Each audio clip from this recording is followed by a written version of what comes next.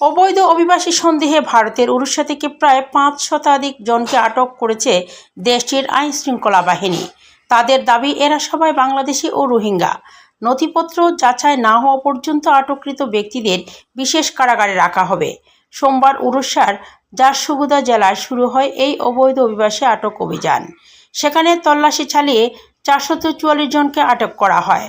তারা ঝারসুগুদার একটি শিল্প কারখানায় দীর্ঘদিন ধরে কাজ করছিলেন বলে জানিয়েছেন স্থানীয় প্রশাসন।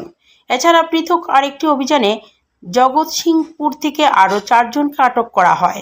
এই 4 জনের দাবি, 2 সপ্তাহ আগে পারাদ্বীপ নামক একটি স্থানে ঘুরতে এসেছিলেন তারা।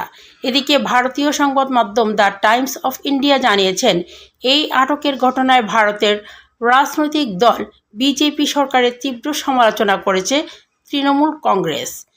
বাংলাভাষীদের বাংলাদেশি হিসাবে আখ্যা দিয়ে আটক করার অভিযোগ বিজেপির বিরুদ্ধে হাইকোর্টে পদক্ষেপ নিতে একাধিক আবেদন দাখিল করা হলে করেছে দলটি।